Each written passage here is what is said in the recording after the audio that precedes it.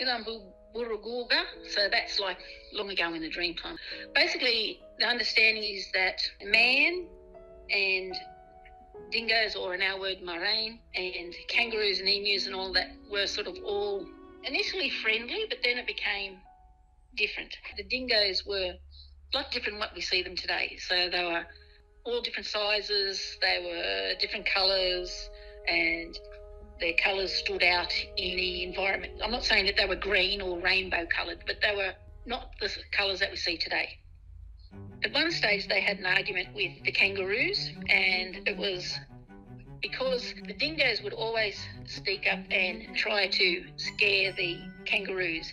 And what happened was the kangaroos used to always, laugh at them and say, we can see you coming from miles away. We can see you coming because your colours are so bright. And we can hear you because you are so noisy. And your children are unruly. Look at our lovely, nice children.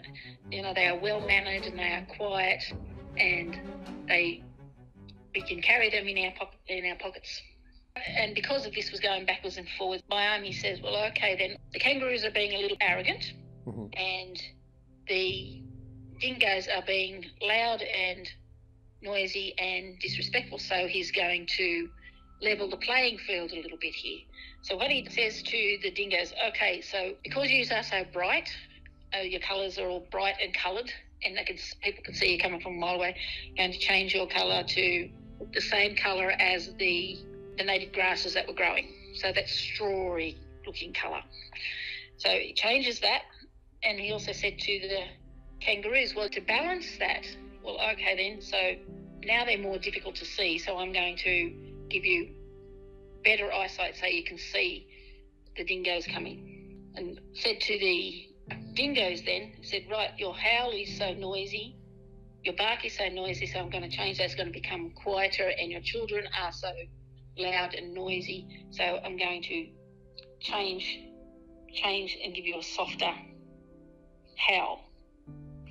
So he said to the kangaroos, because they are now softer and you can't hear them coming from so far away, I'm going to give you better hearing so that your ears can move in all directions so that you can hear. So I suppose this whole story is about balance and about making sure that everything is in balance, and that if there's a perceived advantage, there's a counterbalance on the other side of the equation. So I think that's the story is basically about balance.